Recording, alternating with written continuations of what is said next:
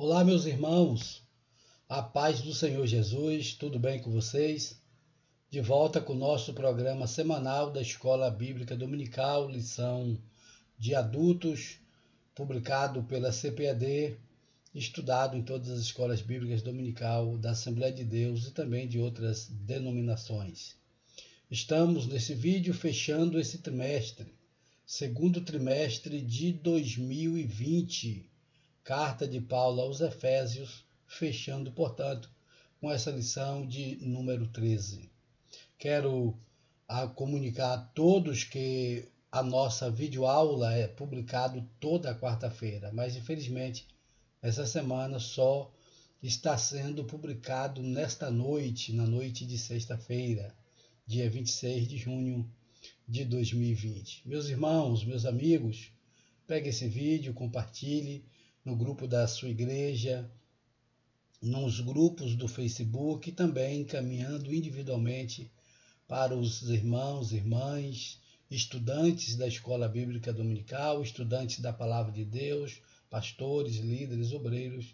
É importante o conteúdo dessa lição, nosso quadro no nosso canal do YouTube, quadro da IBD, destaques da lição. E nesta lição, como já disse, é o fechamento desse segundo trimestre. E domingo que vem começamos o estudo da primeira lição do terceiro trimestre deste ano. Como está aparecendo aí para você na tela, eu sou Alexandre Oliveira, pastor na Assembleia de Deus em Jequié, estado da Bahia, e no nosso canal compartilhamos conteúdos da fé cristã, assim como também conteúdos atuais, informações importantes e matérias relacionadas à política, notícias e direitos, tá bom? Deus abençoe a sua vida e família. Vamos para o nosso quadro da IBD. Veja aí o que aparece para você na sua tela. Seja muito bem-vindos. Se você não é inscrito, se inscreva no canal, deixa o seu like, compartilhe este vídeo. Se você já é inscrito, obrigado pela sua inscrição, pela sua confiança. E o pedido também, mais uma vez, é feito para você, nossos parceiros, que deixe seu like, compartilhe esse vídeo. Lições bíblicas da IBD, a Igreja eleita, redimida pelo sangue de Cristo e selada com o Espírito Santo da promessa. Se possível, também nos acompanhe nas nossas mídias sociais, siga-nos lá se inscreva no YouTube, siga no Instagram e também no Facebook, página PR Alexandre Oliveira. E no Instagram, Alexandre Oliveira Oficial. Também no Twitter, estamos lá, Alexandre Oliver, tá? Deus abençoe a sua vida e família. Vamos começar o estudo da nossa lição. Pegue aí a sua lição. Vamos, portanto, pensar um pouco sobre esse assunto e ministrar os tópicos principais, os destaques que essa lição requer que façamos nesse instante. Maravilha? Vamos lá. Portanto, lição de número 13 está aparecendo para você aí na sua tela, com o tema A Batalha Espiritual e as Armas do Crente. Vamos tratar, portanto, do tema Batalha Espiritual. Lições de 2019, lições anteriores também, já veio comentários sobre o tema Batalha Espiritual. Veja aí no seu acervo das lições da Escola Bíblica, pesquise aí na internet se você quiser complementar o estudo deste tema. A batalha espiritual e as armas do crente. Esse slide é adaptado do site EBD em Foco. Veja aqui este quadro que aparece aí para você. A batalha espiritual e as armas do crente. Está aí, lição de número 13. O texto áureo, a verdade prática. A lição contém 3 tópicos. O tópico 1, o preparo espiritual do crente para a batalha. O tópico 2, conhecendo o campo da batalha espiritual. E o tópico 3, as armas espirituais indispensáveis ao crente. Efésios capítulo 6, versículo 11. Revesti-vos de toda a armadura de Deus, para que possais estar firmes contra as astutas ciladas do diabo. Efésios 6, versículo 11. A verdade prática: o uso da armadura de Deus assegura a vitória do crente no campo da batalha espiritual. E os tópicos e subtópicos de cada parte da lição, tá? De cada tópico tá aí o tópico e os seus subtópicos correspondentes. Aqui embaixo nós temos objetivos específicos, objetivos que cada tópico vai tratar para que possa melhorar, auxiliar na preparação pedagógica para a ministração da aula. O textuário está aí, Efésios 6:11, a verdade prática, repassando, vimos naquele quadro, agora estamos trazendo individualmente cada sessão da nossa lição, tá? O textuário, a verdade prática e a leitura bíblica em classe, Efésios 6, versículo 10 ao 20, está aí também na sua tela, com alguns destaques no versículo 11, no versículo 13, para a expressão estar firmes, ou ficar firmes, também no versículo 14. Maravilha, se você quiser ler toda esta porção das Escrituras, esse texto, pause o vídeo e leia tranquilamente. Se quiser também assistir todo o vídeo no menor tempo possível, acelera a velocidade, 1.5, 1.75 ou 2.0, se você preferir. Introdução da nossa lição. Perceba que o apóstolo Paulo está finalizando a sua carta aos Efésios e também nós estamos aqui fechando esta epístola no capítulo 6 e, ao fazer esse fechamento, o apóstolo convoca a igreja para lutar e resistir aos inevitáveis conflitos contra as forças espirituais da maldade. Em primeiro lugar, primeiro destaque, perceba que nós estamos em guerra. Nós estamos em um conflito, a palavra conflito, colocada aí para a gente nesse texto, nesse slide. E por isso Paulo convoca e, ao mesmo tempo, estimula, incentiva e disponibiliza para a igreja ferramentas espirituais para que a igreja possa combater o bom combate, possa enfrentar o inimigo, o adversário e vencê-lo, tá? Portanto, Paulo vai disponibilizar as ferramentas para que possamos vencer nesta guerra espiritual. O apóstolo convoca a igreja para lutar e resistir aos inevitáveis conflitos contra as forças espirituais. É inevitável. E aqui é importante, como crentes, sabermos que estamos em uma batalha espiritual, vamos ver mais adiante, contra quem e como devemos nos preparar para esta batalha. A fim de suportar os ataques e se manter firme na marcha contra o mal. Portanto, Paulo vai orientar como os crentes deverão se portar diante dessa batalha e vai aplicar a analogia da armadura do soldado romano, tá? Mais um destaque aqui para você, depois vamos falar um pouco mais sobre isto. Paulo vai orientar que a igreja, que os crentes se revista, ou seja, que os crentes possam buscar a armadura de Deus, revestir-se ou estarem revestidos de toda a armadura de Deus. Vamos comentar sobre isso. Mais adiante está aí o desenho para você do soldado e o destaque para cada peça que forma a armadura, que Paulo faz a analogia aqui, aplicando para o crente que está inserido, que está envolvido nesta batalha espiritual. Tópico primeiro, o preparo espiritual do crente para a batalha. Como é esse preparo? Vamos tratar nesse tópico sobre isso. Quem é, como deve ser o preparo? Como o crente se prepara? Como você, eu, nós, como nos preparamos para essa batalha? Vamos descobrir nesse tópico. O item 1, fortalecidos no poder do Senhor.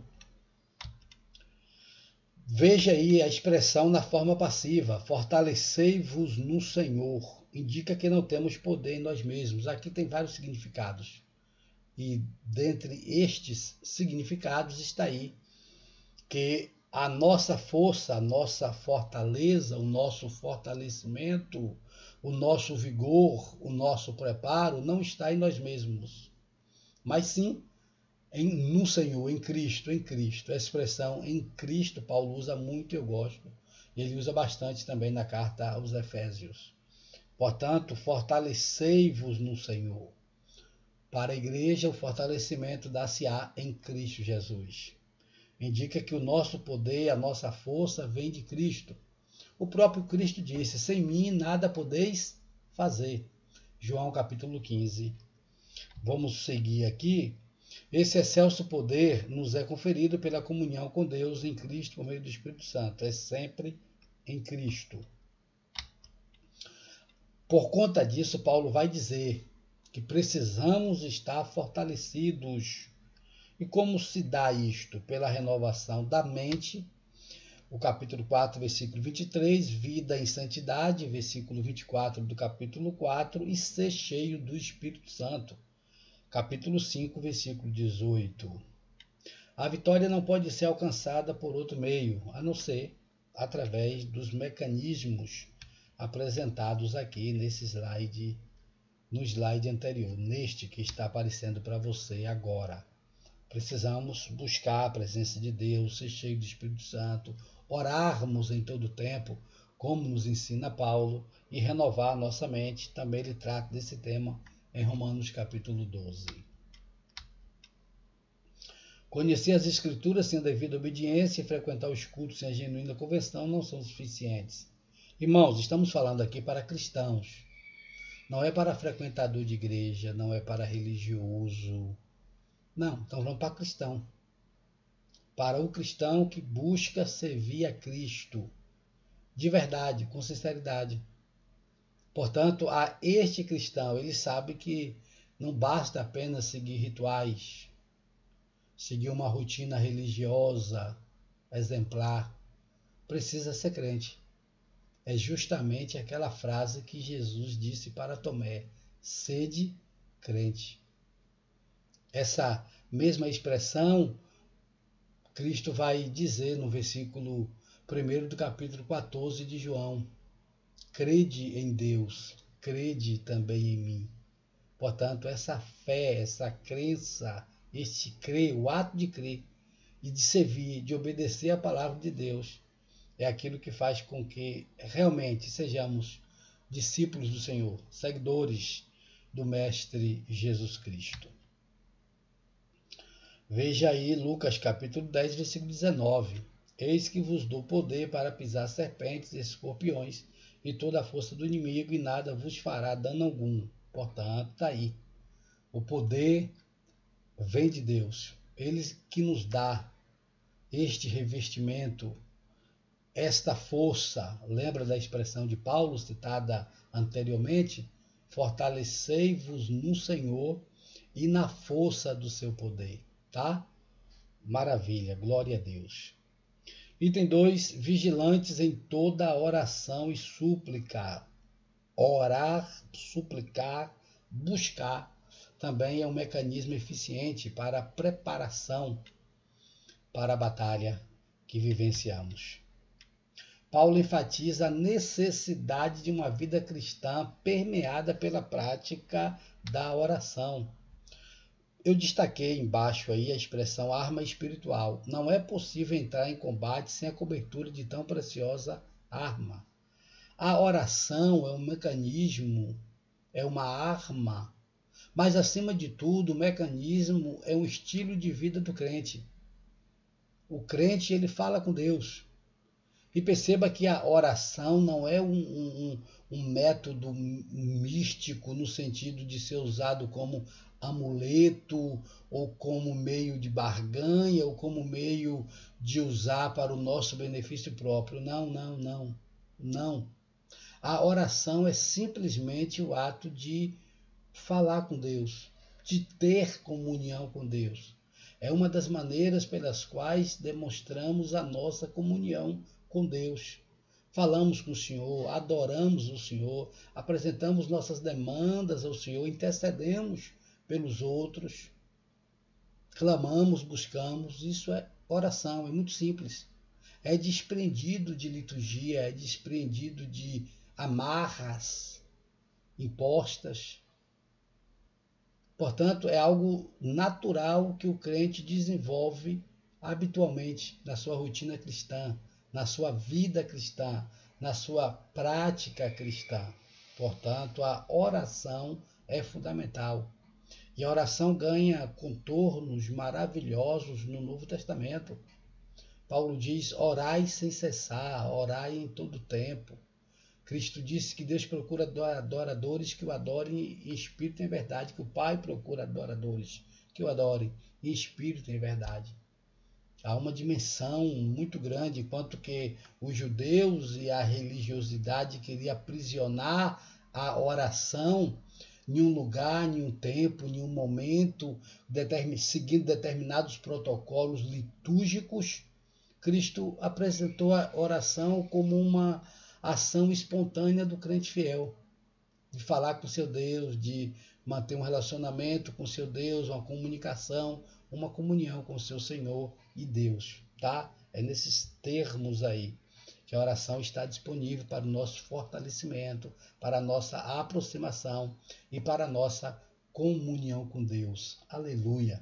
O Senhor seja louvado. A expressão, esse versículo já citamos, orando em todo tempo, com toda oração e súplica no Espírito. O que significa? Destaquei aí. Significa clamar pelo favor divino em qualquer circunstância e oportunidades. Pronto, é isso aí. Clamar, falar, agradecer, interceder. Maravilha, glória a Deus. Esse clamor deve estar acompanhado de vigilância, tá aí os textos citados, pois esta preserva o crente das astutas ciladas do adversário. Aleluia. Tópico 2. Conhecendo o campo da batalha espiritual. Já vimos como nos preparar, já vimos como desenvolver a preparação para a batalha, já vimos o que fazer e quais são os meios de preparação para a batalha. Agora vamos conhecer o campo de batalha espiritual. O 2.1, as astutas ciladas do diabo. Veja isso aqui, é importante esse destaque. Vistam toda a armadura de Deus para poderem ficar firmes contra as ciladas do diabo. Em primeiro lugar, perceba que não é para fugir. Não é para se esconder. Quando o assunto se trata do adversário, a Bíblia é imperativa, no sentido de resistirmos, de ficarmos firmes, de lutarmos. Paulo ele diz a Timóteo: fuja dos desejos da sua mocidade. Mas ao mesmo Timóteo, Paulo diz que devemos enfrentar o adversário, que devemos nos revestir da armadura de Deus e ficar firmes para vencer as ciladas do diabo. Há uma outra expressão bíblica muito importante: resistir ao diabo e ele fugirá de vós. Maravilha. Portanto, veja que a palavra armadilhas, por exemplo, indica o quê? Que são mecanismos de alguém que quer articular perversamente o mal contra alguém. Irmãos, olha, um outro destaque aqui: o diabo sempre age assim. Aquela expressão que os nossos pais na fé sempre falam, com sapatinho de algodão, bem de manso, de leve, com imitações, com enganações. Lembra da expressão de Pedro, que o nosso adversário ele ruge como leão, procurando a quem possa tragar? Pois é, ele ruge como? Como é um mecanismo na língua portuguesa de comparação.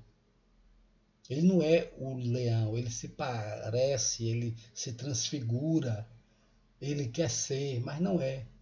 É o falso. Portanto, o apóstolo ele vai dizer que o adversário ruge como o leão procurando a quem possa tragar. Isso fala do subterfúgio, da estratégia que o inimigo utiliza para enganar, para ludibriar, para tapear, para poder se aproximar das pessoas e lançar, de prendê-las em suas ciladas, como Paulo nos ensina aqui. Por isso que devemos estar revestidos do Senhor. E Paulo utiliza aqui a analogia da armadura, que nos prepara, que nos protege e ao mesmo tempo nos dá a arma necessária para combatermos as investidas do adversário. Então não é para fugir, é para enfrentar. Agora enfrentar com as ferramentas necessárias. Por quê? Porque o adversário ele utiliza de artifícios, de malícias, de subterfúgios. Ele não vai para o enfrentamento. Ele fica ali tentando pegar as pessoas através de ciladas e armadilhas. Uma outra questão aqui é que a palavra para diabo nesse texto é diabolo, e significa caluniador, acusador. Veja aí vários textos citados em cima, além daqueles que aparecem no Apocalipse apresentando o diabo como acusador. Vamos seguir. Tomado de fúria por meio do espírito do erro, ele prepara laços com o propósito de destruir a igreja de Cristo. Sempre nesta linha. O adversário quer destruir o povo de Deus, quer afastar as pessoas de Deus de todas as maneiras possíveis. E por isso que ele utiliza de astúcia. E como funcionam essas astúcias? Veja aí. Primeiro, para confundir a mentira com a verdade. Ele vai confundir.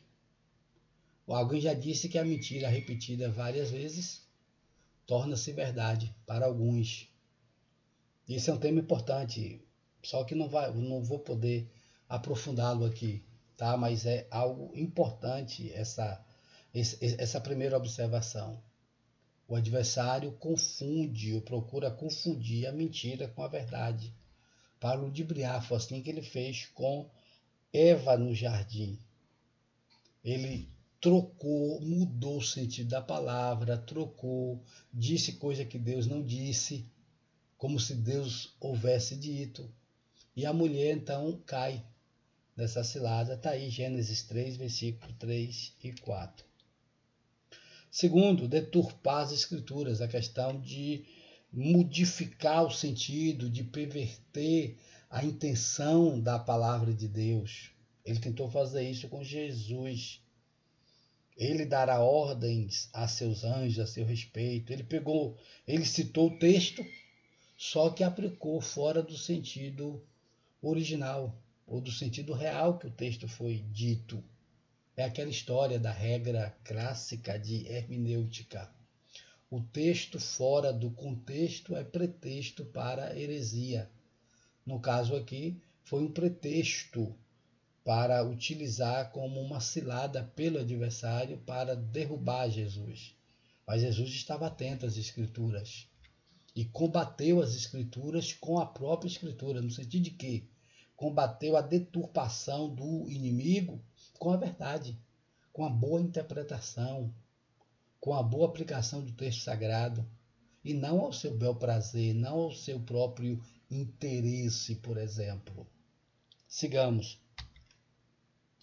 Terceiro, dissimular, induzir a dissimulação. Dissimular é uma forma de enganar, é uma forma de vestir uma roupa que não é a verdade. É a pessoa ser aquilo que não é ser falso. Portanto, é dissimulado, ou simula ser aquilo que não é. Portanto, está aí a questão da dissimulação, tá? Pois tais homens são falsos apóstolos, obreiros enganosos, fingindo-se apóstolos de Cristo, fingindo-se. Isto não é de admirar, pois o próprio Satanás se disfarça de anjo de luz. Paulo faz então aplicação para aqueles obreiros que fingiam serem obreiros, aquele obreiro que fingia ser um obreiro, aqueles apóstolos que não eram de fato apóstolos, eram fingidores, enganadores, falsos. Paulo então faz esta analogia e diz que os próprios Satanás, para iludir, enganar, ele se disfarçou até de anjo de luz. Quarto, fazer falsos sinais. Olha, que interessante. Sabemos que sinais não é prova de que Deus está ali ou não. Isso é importante, porque no meio pentecostal, do qual nós fazemos parte, infelizmente, muita gente tem a tendência de acreditar que o sinal é uma forma de Deus aprovar ou desaprovar, uma forma da manifestação de Deus. Não é verdade. É sinal sim, mas nem sempre pode ser um sinal. É um tipo de sinal. Deixa eu explicar melhor, tá? Para você entender. É um tipo de sinal, mas nem todo sinal é de Deus. É isso que eu quero dizer para tentar sintetizar aqui. Nem todo sinal é Deus. Nem todo sinal vem do Senhor. Deus pode falar e se manifestar através do sinal? Pode sim, eu sou pentecostal, eu creio nisso. Só que nem todo sinal é de Deus. Então não posso pegar os sinais como uma referência irrefutável, como uma verdade irrefutável da vontade de Deus. Por quê? Porque existem os falsos sinais, existem os falsos profetas, os falsos pastores, os enganadores, os mercadores da fé. Portanto, precisamos tomar cuidado. Lembra das palavras de Jesus, irmãos. No nome de Jesus Cristo, lembre das palavras de Jesus. Nem todos que diz Senhor, Senhor entrará no reino dos céus. Maravilha, vamos seguir. Fazer acusações. Está aí, cuidado com irmãos e irmãs que acusam todo mundo, que se colocam acima do bem e do mal, como intocáveis, como infalháveis, por assim dizer, como se fossem invulneráveis, como se não falhassem. Cuidado com essas pessoas, porque normalmente elas estão escondendo seus próprios pecados, as suas próprias falhas e os seus próprios enganos. Semear incredulidade. Um texto muito conhecido, a carta de Paulo aos Coríntios, capítulo 4, versículo 4, a sua segunda epístola. O Deus desta era cegou o entendimento dos descrentes para que não vejam a luz do Evangelho, da glória de Cristo, que é a imagem de Deus. Promover ideologias anticristãs. Isso é importante. Há um destaque fundamental aqui. Cuidado com as ideologias anticristãs. No Brasil estamos vivendo uma guerra ideológica. Estamos vivendo uma guerra ideológica. E a igreja que segue a palavra de Cristo precisa vigiar, tomar cuidado com essas ideologias. E entender que o adversário também utiliza essas astúcias para atrair e para afastar as pessoas da presença de Deus. Veja aí, ó, por isso que agora vamos entrar aí na sequência, na analogia que Paulo faz com a armadura de Deus. Veja na tela aí bem, cada peça individual e também a vestimenta no soldado, tá? Veja aí, por gentileza. O conflito contra o reino das trevas. Existe um conflito. E aqui, apresentando a armadura, e já entrando nessa parte que nós já citamos aqui, Paulo vai mostrar que a nossa luta não é contra a carne e o sangue.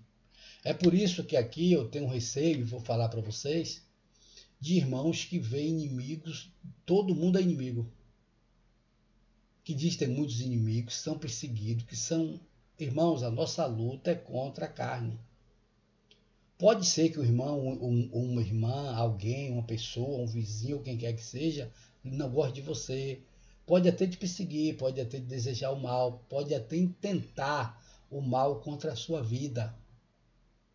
Só que nós devemos tomar o cuidado para não fazermos disto uma disputa pessoal e atrairmos para nós algo que é um combate espiritual.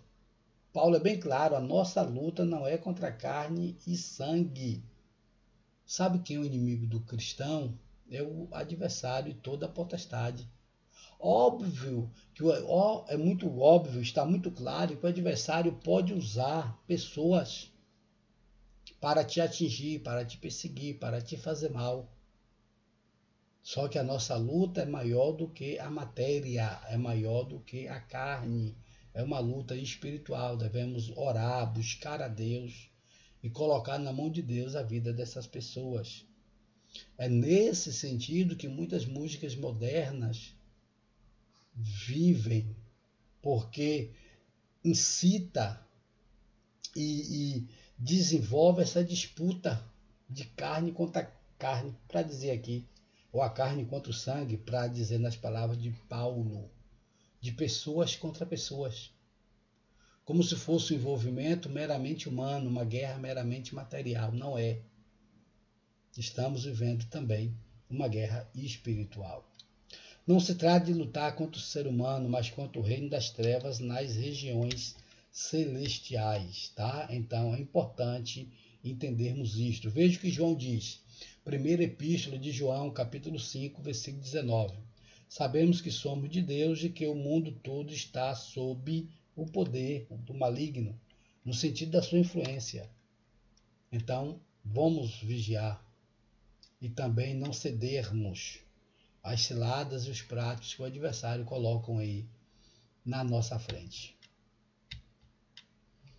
Olha, o item 3, as agências das potestades do ar. Veja que Paulo vai mostrar e vai identificar aí, ó, principados, potestades, príncipe das trevas. Eu não vou me deter muito nesse versículo, porque ele é bem profundo e passivo de várias interpretações. Só que o escritor da nossa lição, o pastor Douglas Batista, ele coloca isso aqui e vou compartilhar com vocês. Esses seres são caracterizados por três aspectos. Eles são poderosos, eles são malignos, eles são astutos. De fato, realmente eles são. Aí o comentarista vai dizer que os títulos, principados, potestades indicam poder, primazia e autoridade para agir. E demonstra aí uma hierarquia na liderança entre os anjos, caídos entre o adversário, entre as hostes infernais. São malignos e também são astutos. O terceiro tópico, vamos falar sobre as armas espirituais indispensáveis ao crente, tá? As armas espirituais. A arma completa de Deus. Quero dar um destaque aqui. A palavra armadura, ou no sentido da revestir-vos da armadura de Deus, significa panóplia. O que significa a palavra grega panóplia? Panóplia significa armadura completa. E perceba que não é um item só da armadura, mas é a armadura completa. Fala de toda a preparação. Fala de o soldado estar preparado, plenamente preparado para a batalha. Completamente preparado para a guerra. Uma armadura completa. Veja aí os itens. Cinto, sandálias, capacete, couraça, escudo e espada. Não vou me deter muito nesse momento aqui, nessa divisão, é apenas uma orientação geral que estamos passando para lhe auxiliar na ministração do conteúdo desta lição. Veja as armas que foram colocadas à disposição de cada um de nós. Cingidos os vossos lombos com a verdade. Vou só passando, porque aqui são temas que nós já estudamos, inclusive em 2019.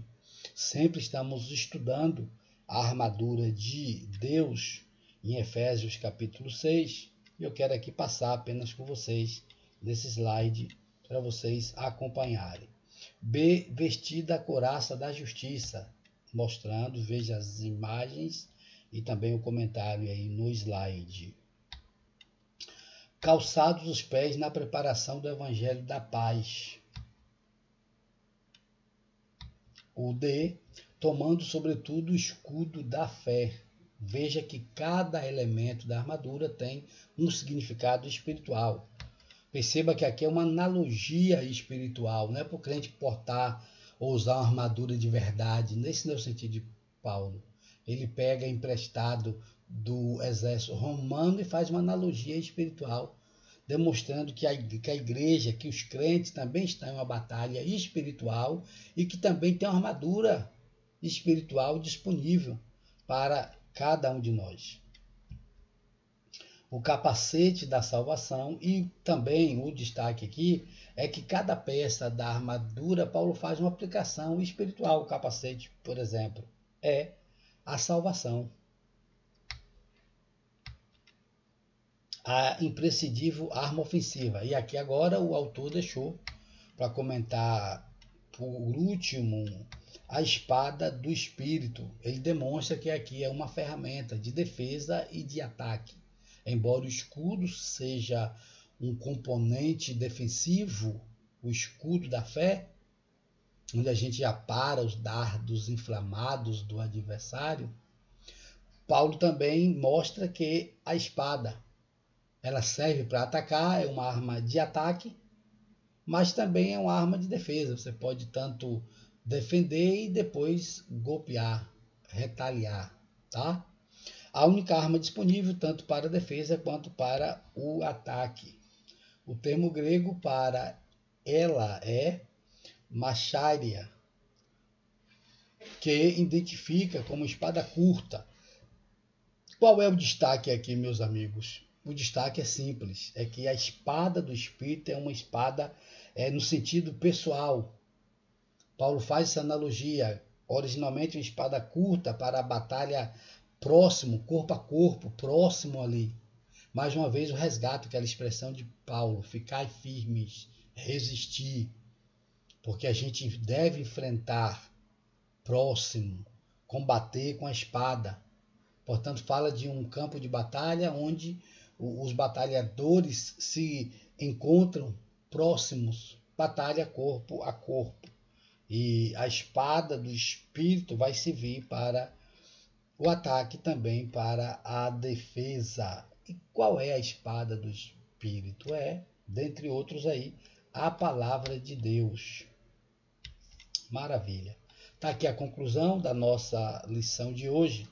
A vitória da Igreja de Cristo contra as forças do mal é garantida pela sobreexcelente grandeza do poder de Deus. Maravilha.